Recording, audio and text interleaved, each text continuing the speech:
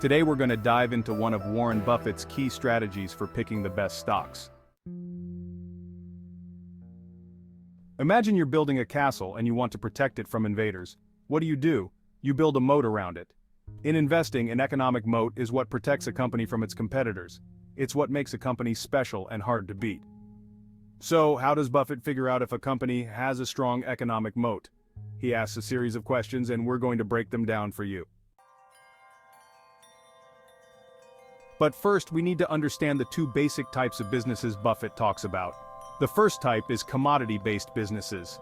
These companies sell products where price is the main deciding factor for customers. Think of things like gasoline or wheat. These markets are highly competitive, and raising prices even a tiny bit can be a big risk.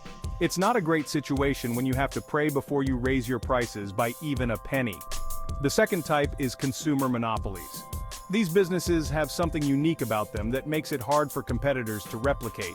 This could be due to brand loyalty, a specific niche that only a few companies can enter, or a legal monopoly like a patent. These are the kinds of companies Buffett is interested in because they have strong economic moats. Now let's dig into the questions Buffett uses to identify these companies. First, do you understand how the business works? This might seem simple, but it's crucial.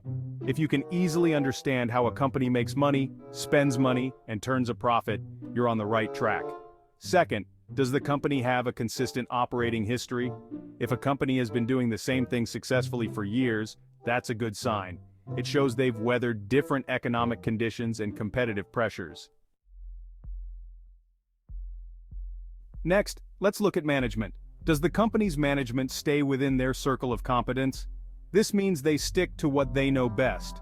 Companies that try to venture too far from their core business often end up in trouble. Check their past acquisitions and new directions.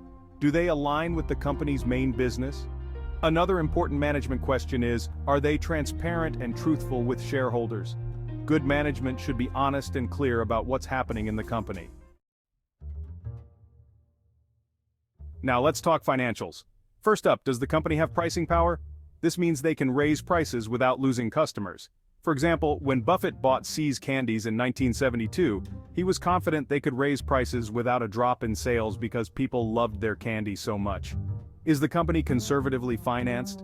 Companies with strong cash flows and low debt are in a good position. They don't rely heavily on borrowing money, which makes them more stable. Next, are the company's earnings strong and consistent? Buffett likes companies where future earnings are predictable. For instance, he knows people will still be chewing Wrigley's gum in 10 years, making it a safe bet.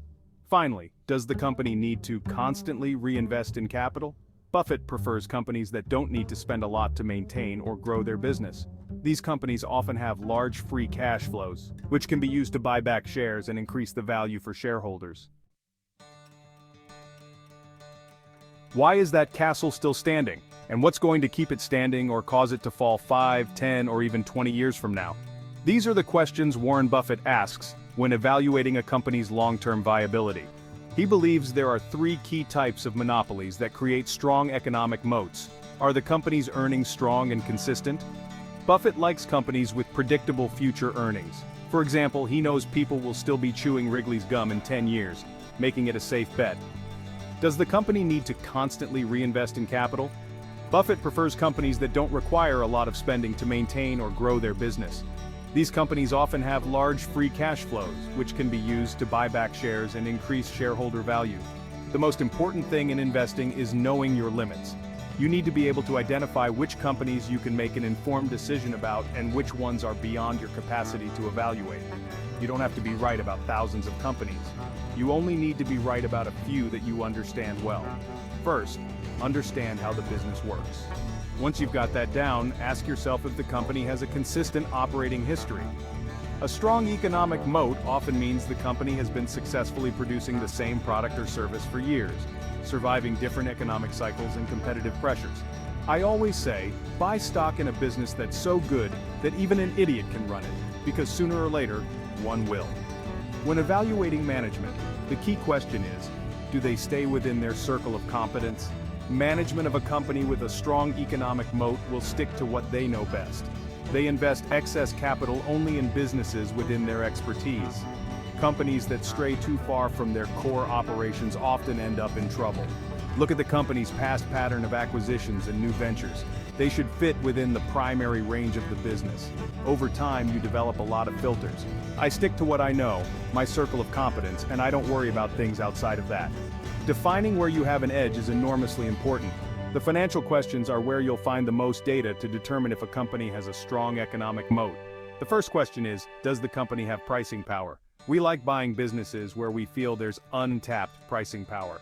Back in 1972, when we bought See's Candies, it was $1.95 a pound. One question we asked ourselves was, if we raised the price by 10 cents a pound, would sales drop? We believed the answer was no, there was untapped pricing power. You can measure the strength of a business over time by how much agony they go through in deciding if a price increase can be sustained. Next, is the company conservatively financed? Consumer monopolies tend to have strong cash flows with little need for long-term debt. Buffett doesn't mind the use of debt for good purposes like financing the purchase of more businesses. Another key point to consider is how the company uses debt. Buffett likes companies that use debt conservatively. He doesn't mind if a company takes on debt for worthwhile investments that produce strong returns.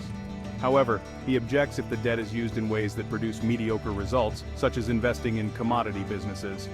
Companies with conservative financing typically have a total liabilities to assets ratio below the median for their industry.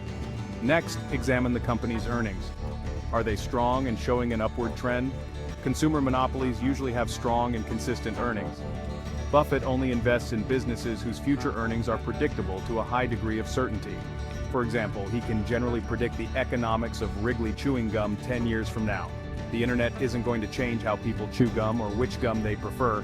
Brands like Double Mint, Spearmint, and Juicy Fruit will still be around. While he can't pinpoint the exact numbers, he knows they won't be far off. After studying a company's earnings and potential, ask yourself, does the company need to constantly reinvest in capital? According to Buffett, the real value of consumer monopolies lies in their intangibles, such as brand loyalty, regulatory licenses, and patents. They don't rely heavily on investments in land, plants, and equipment and often produce low-tech products. As a result, they usually generate large free cash flows. How these free cash flows are used is something Buffett watches closely. He prefers firms to reinvest their earnings within the company if there are profitable opportunities. When companies have excess cash flow, Buffett favors shareholder-enhancing maneuvers like share buybacks.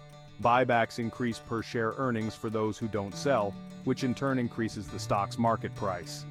Even though the stock market can be volatile and unpredictable in the short term, if you ask these 7 questions when making an investment decision, you'll likely be a successful investor in the long run. And there you have it. These are the key questions you need to ask to find companies with strong economic moats and make smart investment decisions. Remember, investing isn't about having all the answers. It's about asking the right questions and understanding the fundamentals. If you found this video helpful, give it a thumbs up and subscribe to our channel for more investing tips and insights.